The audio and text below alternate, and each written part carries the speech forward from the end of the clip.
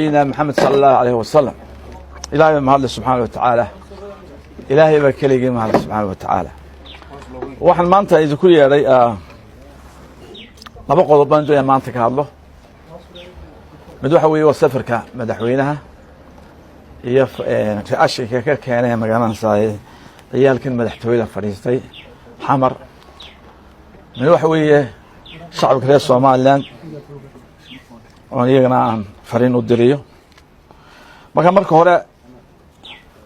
waxaan aad iyo aad u hambalyeeyaa horta wadanka Gini iyo madaxdooda sida cisiga leh ee sharafta leh ee wafdigeeni madaxweynuhu hogaamiyay soo dhaweeyeen waxaan u aragnaa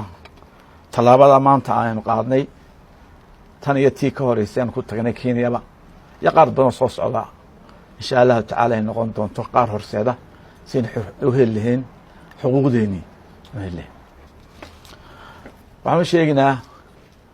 dadka reer Soomaaliland horta marka ugu horeysa Soomaaliya dawlad kama jirto qalad weyn bay ahayd inaynu nidaamka Soomaaliya la hadlina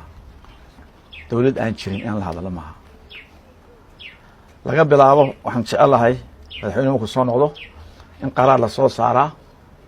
dawlad soo saartaa la yiraahdo wax wada hadala oo Soomaaliya la yeelana maadaama aanay jirin dawlad Soomaaliyeed oo dadka ka wakiila oo nala siman oo dadku soo doorteen oo cashuur qaadata oo xuduudeeda ilaalisa oo badeeda ilaalisa aanay jirin la fariisanayno Soomaaliland iyo Soomaaliya laba dalbe ahaayeen mid waa jira kii kale ma jiro ka kale markuu Ilaahay subxaanahu wa tacaala u yimaado oo waliba gacan ka geysanayno ayaan wada hadli doonaa wada hadalka Soomaaliland ay la leedahay kolba kooxda timaada xamar waxay nagu qootay dhibaato marka wadamada u tagno aan ilaahay waxaan jecelahay inaanu dal jiri jiraan nahay 60kii iyuu ka baxay in itiraafnaan baan rabnaa waxay ilaahan dawaata idin wada socon Soomaaliya de ka hor dhicmayno bilow heshiisyaane marka dhibaato bay noo keentay waxa adduunka dawladaha itiraafada dawlad itiraafta member states ay itiraaf failed state dawlad aan jirin oo aynu dawladii aynu isleeyahay ka adkaanay ka bacay dawladda ma jirin marka waxaan leenahay wada hadalada hala joojiyo xiriirka hala joojiyo biidihina aleedin dawladda Soomaaliya ma jirto maanta ciyaalkan Koreeda ah ee dadkii dalka u badnaa ee dawladii afweyne ee nacabka ahaa riday ficil tamiyaan ayuu ka soo dhaxbaxay inankan yar la yiraahdo farmaajo fiila Soomaaliya waxa fadhiya wax weeye farmaajo عود جمالك دهارات يا عبد العزيز عبد السعيد نكايرا أفتاين ما فديها waxay ku tashadeen inay Soomaaliya ay dib ugu celiyaan kacaanki waa caruurtii kacaanka ee dadaabiyo laga qaaday xiriiqa qaxoontiga ee Kenya oo wax ku soo bartay halka oo ciil qaba waxay isticmaalayaan laba arrimood mid waa mid lacag ba isticmaalayaan wadamo shisheeye ka heliyaan mid waxay isticmaalayaan nabad sugidii wadamada dictatorska iyo ciidamo shisheeye waa taasi keentay in baydhaba 15 qof ku dilaan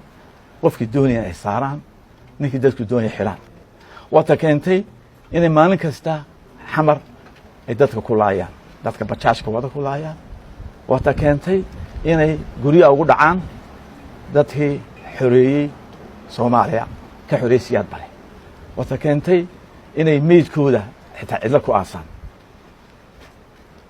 waxay markaa isku hamiyaan waxay yiraahdaan markaan ka soo adkaana dawlad goboleeda Soomaaliland galino ugu qaadamayso ku sheekaya waa afartayna yar iyo inta caga ku qaxataan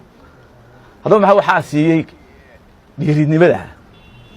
waxa siiyay waxa weeye maamul xumaanteena kala qaybsanaanteena uqaasheena salaadiinteena qabyaalad ma wax kale hadlin waxa leenahay madaxweynaha waxaan leenahay dadka hamide madaxweynaha dadka mideeya daldalaacii ka soo qabtay ku dhacay doorashadii ka kaba waxaan leenahay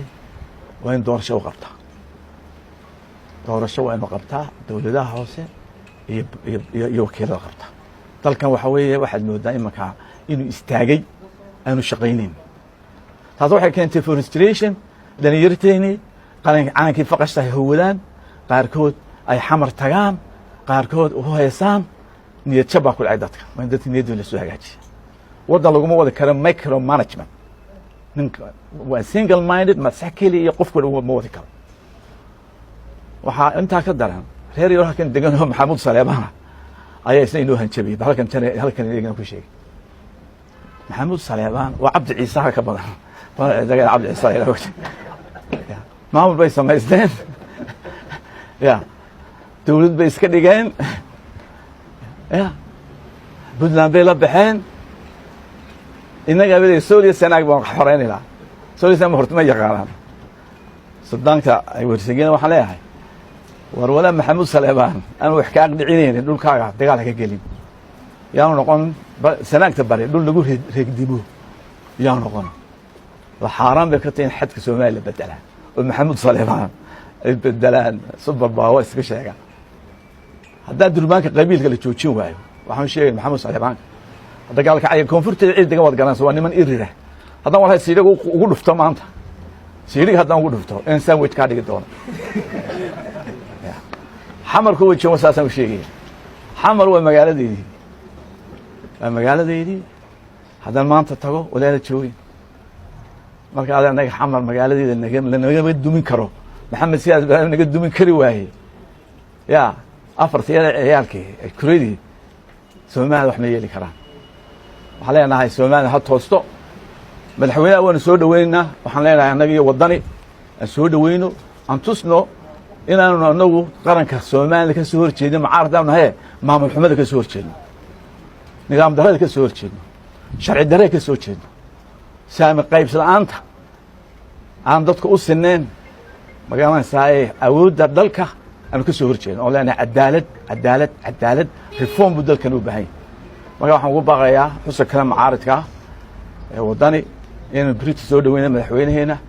tusna cadowga kaftankeena iyo loolankeena ay moodeen inaynu isku soo gurmanay intaan isku soo gurmano ayaa waliye bila anagu dabar la cunaa leena shaf la cuno male wiliga yal naga maadkan never in history aan wiliga leena jibin laana wiliga dulmi kuma aanu dulma sameeyno oo istaafacna xaqan ku dagaalama marka ciyaalka aan taariikhda garaneyn Allah waxaan ku leeyahay waxaad ku jirtaa oo u magan tahay walaalo yar oo tagtay dalkan maxamed siyaad bari wadriidnay USC ayaad u magan tahay waa ku aad kaga jirto taangiga ka raacday markad baxaysa ee suuqa tagi karin برق ده عود يعني كله يجمعية وهنقول أنا هاي وسوتشنا وويك أب كول شيء توحى كل عين وويب كول وحنا توصية هالكمانته لينسلا ينود الحسدي قال لي نقول قارن ما يصير سمعنا أنا كمان بخبطين أول بالله على دونا لا سعنا بالله على دونا برا بالله محيب أنا يدوي نقرمين ما تغير الدبا إيه كتيرة ومجانو لبي لبعضن كن أو إذا ماشي شيء أي مجانوي أنا ومجانو من هي أنا ذلك يتشوفنا ما كان ولا واحد يدوها صحافة ده وقتنا لو كان بس قريت تاجا دولة ده we have to rally behind the president and the government وأنا دبك الله ما أنت وحيلات تيتان ما أنت وكله 9/11 كله ما تاي 9/11 كل عاي مجانا سمريكان أي ما أنت عيال كان ماشى فريستي وحي سميين أي لم تاي وأنا تهدين إن رجع مجانا في USC بنادر يجوا يسكفوا جي عيال كانوا وحكوا هذلين حست كحلين وعم كسود ويننا هو كان حنا يكون ضيدع أو موشية إنا إيه النهاية أو موشية لنا جبر بري كرين توسع يعني الله والسلام عليكم ورحمة الله وبركاته. اسبيرا معارف وداني يوفق الدسمة لسنبارك